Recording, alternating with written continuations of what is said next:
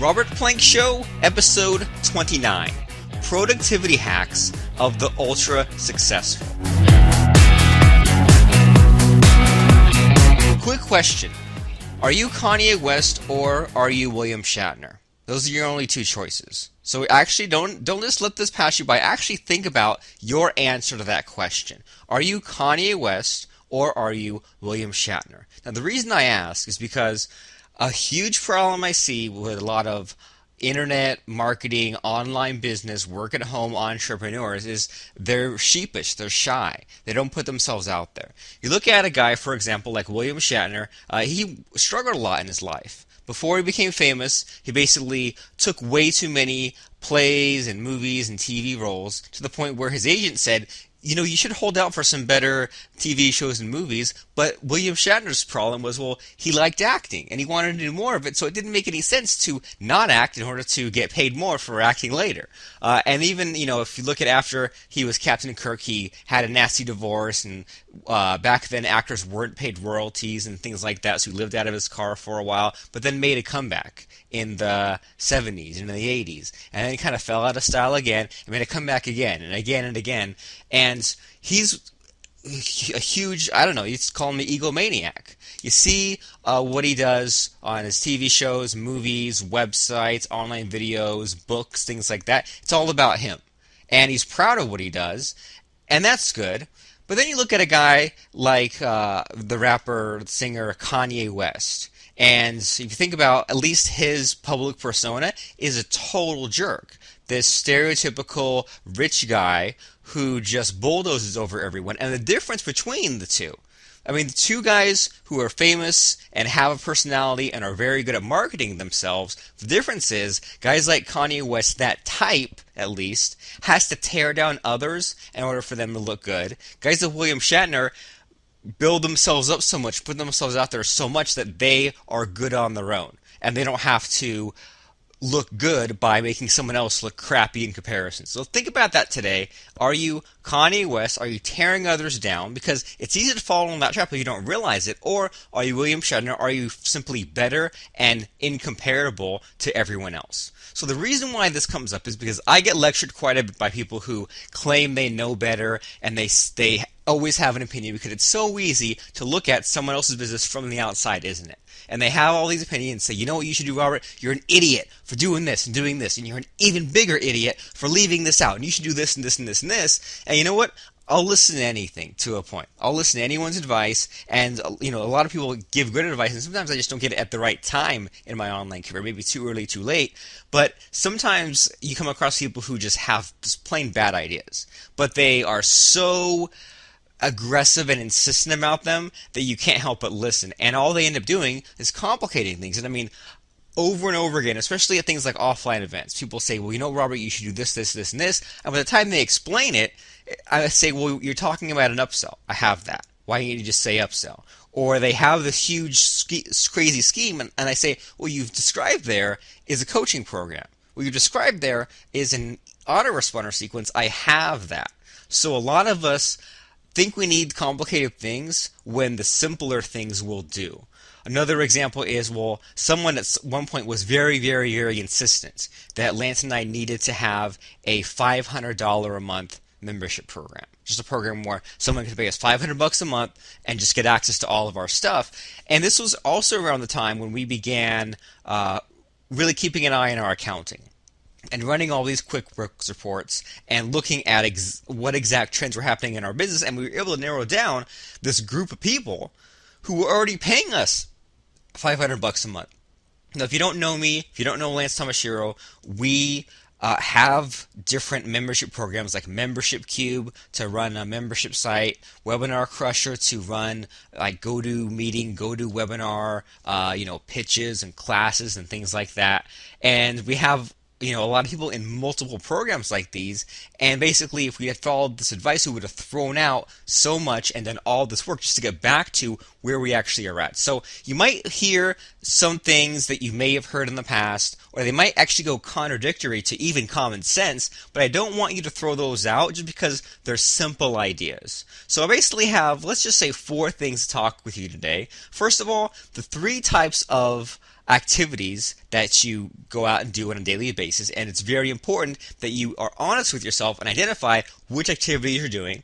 This idea of 4 daily tasks, that's the second portion. Third portion is how to be self-motivated and clear out the clutter. And then finally, number 4 is to batch your activities together and have consistent routines so that your productivity muscle stays in shape. And you understand what that means near the end of today's program. First things first. If you've heard me talk about time management or mindset stuff in the past, we have a book out called 4 Daily Tasks, which you can get by going to FOURDAILYTASKS.com. And I have a home study course called Time Management on Crack, which you can get by going to TIMEMANAGEMENTONCRACK.com, timemanagementoncrack.com. And the reason why I make fun of a lot of other people's productivity systems is because they don't work. Is because they end up turning you into the kind of person that always charts and graphs everything you're doing.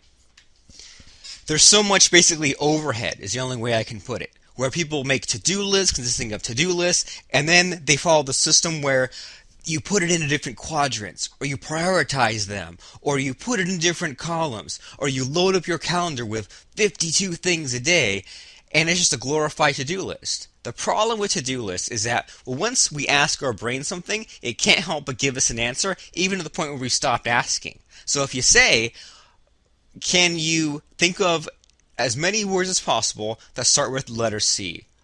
Car, crib, crayon, cranapple, crepe, crop.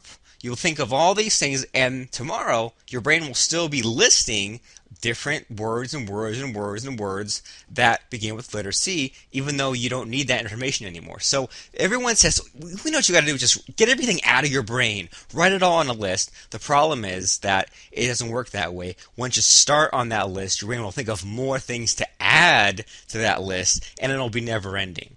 So I like to, instead of worrying about, priorities and having big long things, we just do 4 things in a day, and we'll get to that in a second. But I want you to think about this, is that you basically do 3 kinds of things in a given day, or whenever you're building your online business. I don't like to say things like work, because that sounds like you're not having fun. You don't want to have work, you want to have fun in your online business. So you do 3 kinds of things. Number 1 are like time-wasting sparks. When maybe you do forum research, you buy stuff, goof around, check the latest Facebook, Twitter, forum, email, phone gossip, things where if you didn't know anything about time management, you think you're productive, but then you hear about this concept where you're busy but not productive. Anyone can fill a 20-hour day.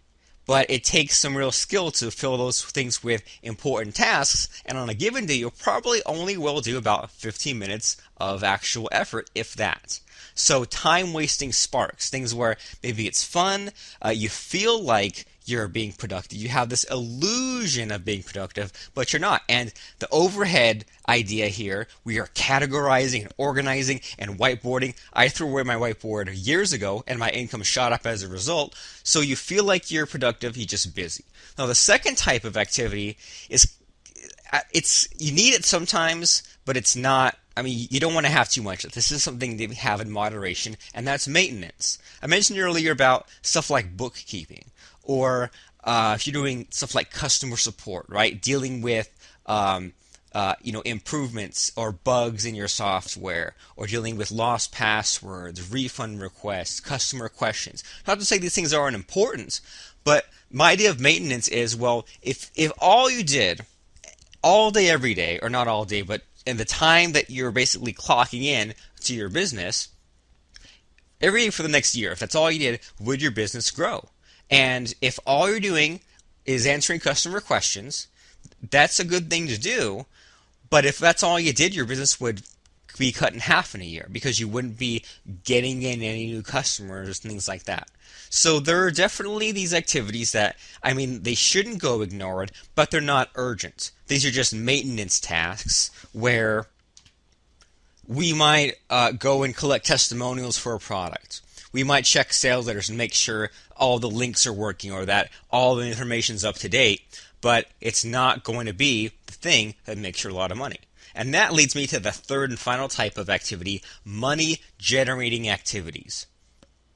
So you basically want to, in an ideal world, be the idea person or the CEO of your business, right? You want to be the person where the activities that you do are the things that only you can do, and everything else that happens in your business is something that is not unique to you, like, for example, customer support, like recruiting new joint venture partners for your affiliate program. Things that you can hire out or automate or just do in a really fast fashion, or just don't spend all your time in it and spend all the time that you're dedicating to your online business, whether that's 10 minutes, an hour a day, to money generating activities. I'm talking about paid traffic. I'm talking about sending an email to your list. I'm talking about running a pitch webinar. I'm talking about showing up for coaching calls. And these are when I have the days consisting of just these tasks, I'm the most excited, because it's almost like you're a doctor or a lawyer, right? You have an appointment, you show up, boom, it's done, money generated, back to fun, vacationing in real life, and let someone else drudge through the day-to-day stuff. So 3 kinds of activities: time-wasting sparks, maintenance, and money-generating activities. Now, 4 daily tasks. This changed my life as soon as I spent the years figuring it out, and it'll change your life, but I'll be honest with you, and I probably shouldn't reveal this, but I will.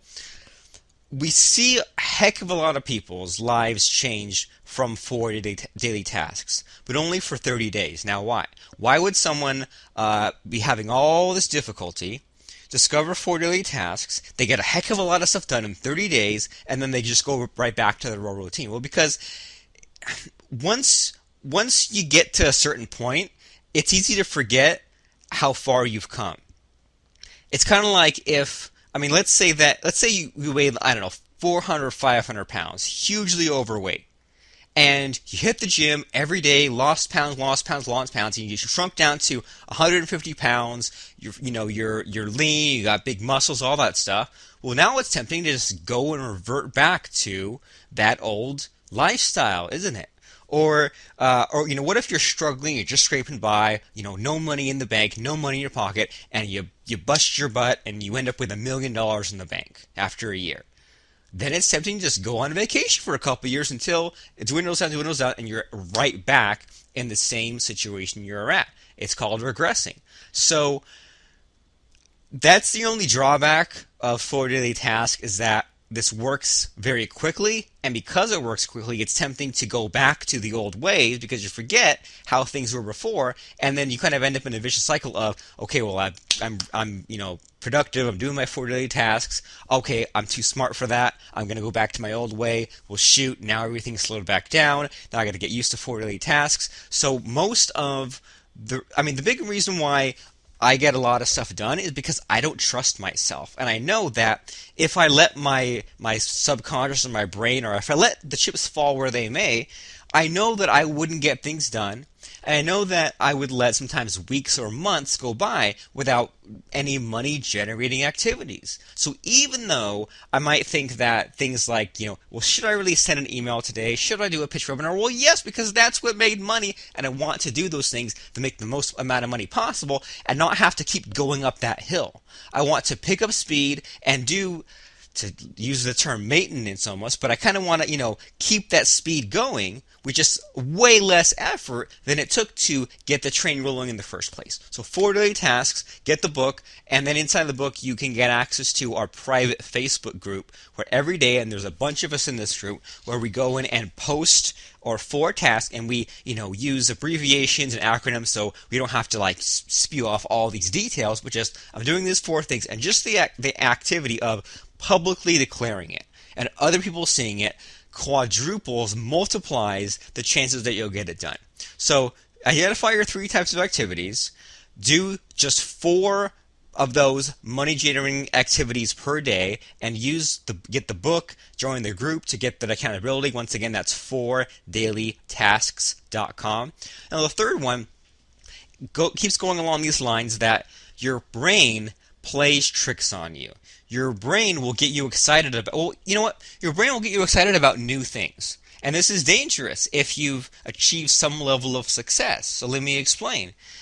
When you're first starting out on the internet or in building your business, you don't know what's going to make money and what's not. So it's in your best interest to try different things. Then a few things work out, you readjust, and you get cranking. You're at 10, 20, 50, 100 grand a month. But then things get boring. Things get familiar, ordinary. And then when we come across something that's brand new, our brain tries to say, we know this new thing is going to be way more exciting, and we get distracted away from the things that are already making us money into something new that's not making us money. And I mean, I'm not saying you need to, live like a shut-in in the cave, not looking at anything new, but I see this so many times. Someone gets a business that's rocking and rolling, making consistent income, and they throw it all away because, well, they wanted to try something new. So your brain plays tricks on you about what's important, about what you're actually doing that's just busy work, about activities that have the potential for all this extra income, and really you're just farting around. Your brain plays tricks on you when it's tired. So you always hear about people saying, well, I just put in a 20-hour day, or I'm a workaholic. I just put in, 100 hours this week. And the problem with 12-hour days, you can look at all kinds of studies where after even a couple of hours, your productivity level drops to almost zero. And at 12 hours, it's almost a straight line down to nothingness. So if we're awake for 3 days straight, our brain thinks we're doing all these things, but really we're functioning at a diminished capacity, so diminished that we don't even know that we're working very slowly. And we don't even know that if we just, would take a break for a couple hours, couple days, then you'd be just fine once again. So a better system. And you know what? Let me explain this. The reason why you have people like workaholics is because they have fun. They enjoy all this effort they're putting in. They feel like, well, I'm busting my butt. I'm getting all these things accomplished. I'm on a roll. I'm having a lot of fun. So your brain's just looking for that reward, that motivation. Now, you know what? A really great reward for me, out of all the things I've tried, is the reward of clearing out the clutter. So, you might have like a notebook of, paper and stuff like that, where you have, notes and ideas. And you know what I do? I love being able to tear a sheet out of that notebook and toss it in the garbage. I love to be able to, put down some bullet points about an upcoming training I'm going to do and organize them and, get it all finished. And then once all that stuff's done, I just rip it out of my dang notebook. I wish I could rip it out right now so I could let me see. So I have a piece of paper right here where I was planning out some stuff for one of our membership plugins. I'm done with that. I'm going to rip it up. I'm going to throw it in the garbage. There we go. It's done. That's pretty cool. Now that is removed forever because I've made use of it. So if you can, and it might take some retraining because I know that early on I was a pack rat too. I loved having notes on everything. It's all organized.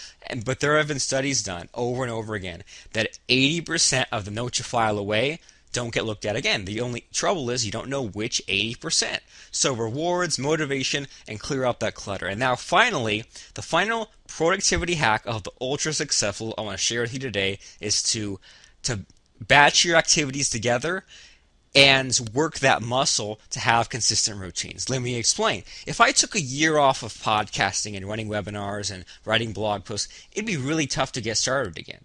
But because Lance and I put out a blog post or a podcast episode once a month at least, because we do a pitch webinar every week or once every 2 weeks, then we're still like in shape. Basically, we're still in form.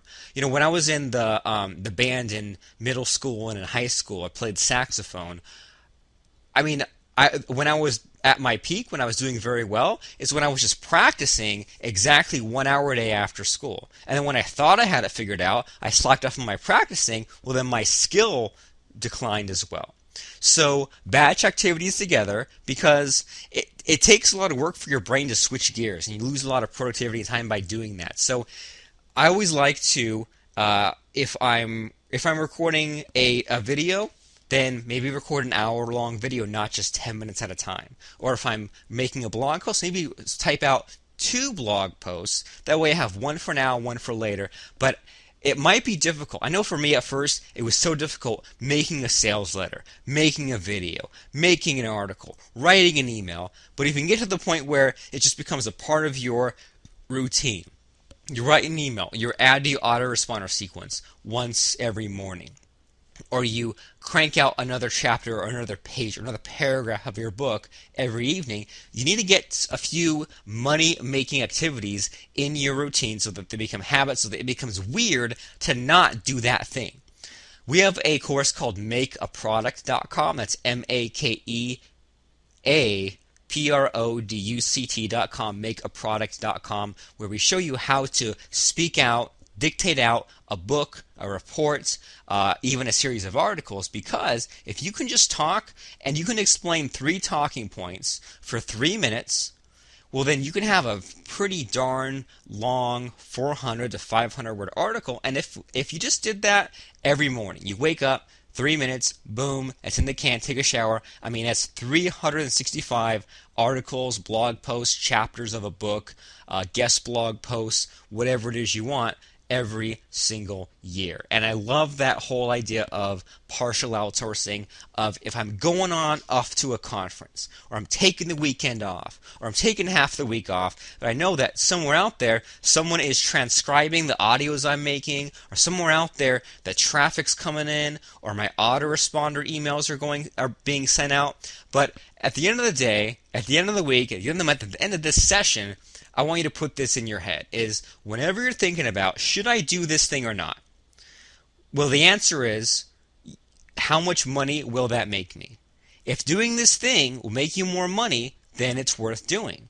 And if you look back at, well, was today a waste or was it not? Well, out of the activities, the tasks you performed, did those things make you money or did they lose your money? And if you bought all kinds of information products that you know you're never going to finish, or you started on a bunch of projects that you know you're not going to finish, or you went in and added 1,000 Facebook friends, well, that didn't really make you any money, did it?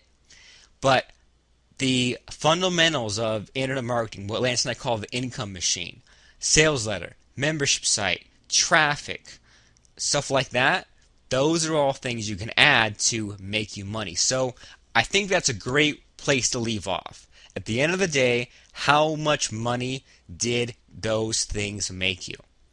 So in a typical day, you do these things that consist of time-wasting sparks, eliminate those, maintenance, minimize those as much as you can, and money-generating activities, maximize those as much as you can. Do just 4 things a day, 4 daily tasks, buy the book, 4dailytasks.com.